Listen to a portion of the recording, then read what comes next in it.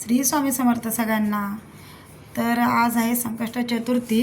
तर चतुर्थीच्या तुम्हा सगळ्यांना खूप साऱ्या शुभेच्छा व आजचा दिवस तुम्हाला गणपती बाप्पा व स्वामी कृपेच्या आशीर्वादाने खूप चांगला जावो हीच मी प्रार्थना करते आणि माझ्या व्हिडिओला मी सुरुवात करते।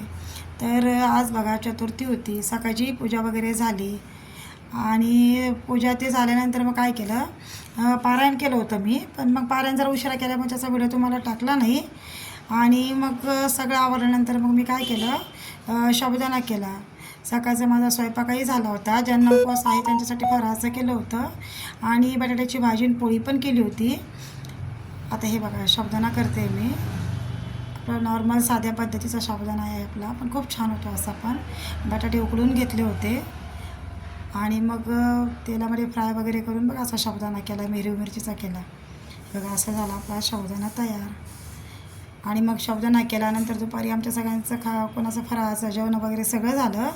आणि काय आहे ना, माझ्या फुलवाती संपल्या होत्या, मग मला फुलवाती म्हणजे भिजू घालायचे होते, मी एकदमच भिजू घालून ठेवते।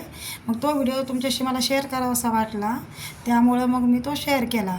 आता काहींना कसं असतं ना, फुलवाती वगैरे म्हणजे असतात बाबा, काहींना म्हणजे भिजू घालणं तर हे सगळ्यांनाच माहिती आहे कसे भिजू घालतात, पण सरासरी काहींना नसतं माहिती।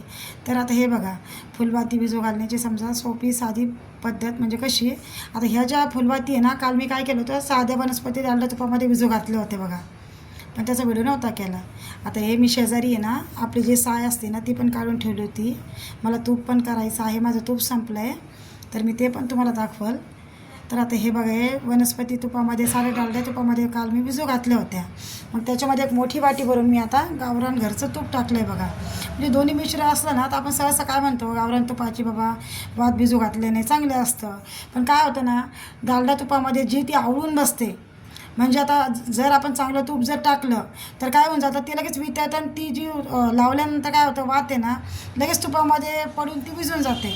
मग तसं न करता मग मी काय केलं, हे दोन्ही मिश्राचं तूप घेतलं, त्या भिजू घातल्या आणि नंतर बघा अशा त्या उभ्या करून ठेवायच्या।